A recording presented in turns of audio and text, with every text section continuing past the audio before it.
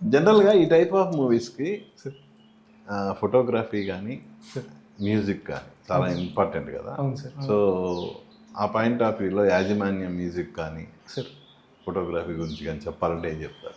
చాలా బాగా చేశారు సార్. సాంగ్స్ అన్నీ చాలా బాగా వచ్చినాయి. మ్యూజిక్ డైరెక్టర్ వినోద్ యాజమాన్య గారు అయితే ఆ ఐటమ్ సాంగ్ అయితే అలా ఉండిపోతుంది. డియో ఎలాగైతే సన్నీ లియోన్ గారికి అలా ఉండిపోయిందో ఈ సాంగ్ ఆ క్యాచీ లిరిక్స్ కానీ గిప్పా గిప్పా అని వస్తుంది. ఓకే, అసలు ఎక్స్ట్రాడినరీ అనమాట. మనం వచ్చిన ఆర్టిస్ట్ అందరూ కూడా బాగా ఇంప్రెస్ అయ్యారు.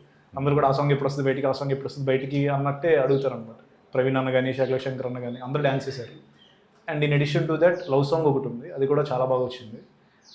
అండ్ దెన్ ఒక సాడ్ సాంగ్ ఉందన్నమాట, మెలడీ ఒకటి. ఓకే, అండ్ థీమ్ సాంగ్ ఒకటి, మూవీ అంతా రన్ అయ్యే థీమ్ సాంగ్ ఒకటి ఉంది. సో 4 సాంగ్స్ కూడా చాలా అల్టిమేట్ ఇచ్చారు.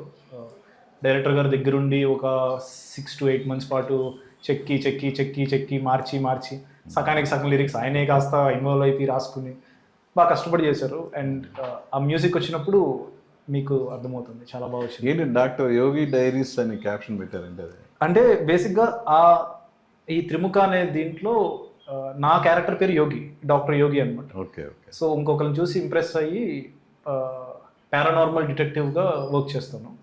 సో రాజేష్ గారు రాసుకున్నది చాలా పెద్ద వ్యాస్ట్ సిలబస్ ఒకటి. మన ఇప్పుడు హిందీలో సిఐడి ఎలా ఉంటుంది, అలా నెంబర్ ఆఫ్ కేసెస్ ఎలా సాల్వ్ చేసుకుంటూ వెళ్తున్నాడు అన్నది రాసుకున్న దాంట్లో ఒక పార్ట్ త్రిముఖ. సో డాక్టర్ యోగి డైరీస్ని ఇంకా ముందుకు తీసుకెళ్ళాలి, నెక్స్ట్ పార్ట్స్ అయినా ప్లాన్ చేయాలి అన్న ఒక ప్లాన్ ఉంది. సీక్వెల్స్కి దీనికైతే సీక్వెల్ లీడ్ ఉంది సార్. దీనికైతే సీక్వెల్ లీడ్ ఆల్రెడీ ఉంది. సో వర్క్ చేసిన దాన్ని బట్టి సెకండ్ పార్ట్ ఎంతవరకు వెళ్ళొచ్చు అన్నది ఉంది. అది కాకుండా కూడా మేబీ ఏమన్నా డాక్టర్ యోగి డైరీస్ ఒక వెబ్ సిరీస్ వైపు వెళ్ళొచ్చు అన్నది ఒక ఆయన అయితే రాసుకుని పెట్టుకున్నారు యాజ్ ఎ డైరెక్టర్. ఎంతవరకు వర్క్ చేయొచ్చు అన్నది దీని రిజల్ట్. త్రిముఖ అంటే 3 ముఖాలని కదా. అవును సార్. ఏంటి టైటిల్ జస్టిఫికేషన్ ఏంటి? అంటే 3 ముఖాలకి సంబంధించి 3 డిఫరెంట్ ఇవి ఉన్నాయి అనమాట. అంటే 3 డిఫరెంట్ గ్యాంగ్స్కి మధ్యలో జరిగే స్టోరీ ఒక యాంగిల్. ఇంకొకటి ఒక సీరియల్ కిల్లర్ కోసం ఎదుగుతూ ఉంటాడు, ఆడొక మాస్క్ పెట్టుకుని ఉంటాడు. సో అది కూడా 3 ముఖాలు ఉంటుంది. దాని ఎవరెవరు మూడు గ్యాంగ్లు అంటే ఎవరెవరు? మన మధ్యలో ఉన్న ఆదిత్య శ్రీవాత్సవ్ గారు మెయిన్ అనమాట. ఓకే. మన గోస్ట్ హంటర్ గౌరవ్ తివారీ గారు ఉన్నారు కదా, ఆ స్టైల్లో ఒక క్యారెక్టర్ ప్లే చేశారు. ఓకే. గిన్నీస్ రికార్డ్ హోల్డర్ ఆయన. సో ఆయన ఒకటి, సిఐడి టీం ఇంకొకటి, ఎవరు మన సన్నీ లియోన్ వాళ్ళ టీం ఇంకొకటి, హీరో వాళ్ళ టీం ఇంకొకటి. వాళ్ళకి సంబంధం ఉండదు, బట్ ఎండింగ్లో ఏంటి ఆ ట్విస్ట్ ఏంటి ఎలా కలుస్తారు అన్నది త్రిముఖలో చూడాలి. గుడ్ గుడ్, అది సార్. వెరీ గుడ్, మంచి కాన్సెప్ట్.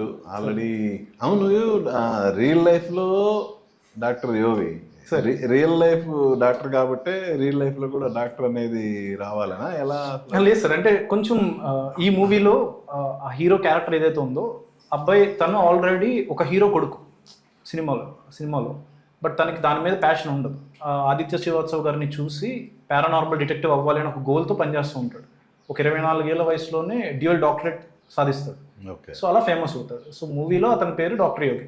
అక్కిగా నా పేరుకి యోగి యోగి అని కలిపారు, అది డాక్టర్ యోగి కూడా కలిసింది. సో కోఇన్సిడెన్స్ గా అలా కలిసింది. గుడ్ గుడ్, అది సార్.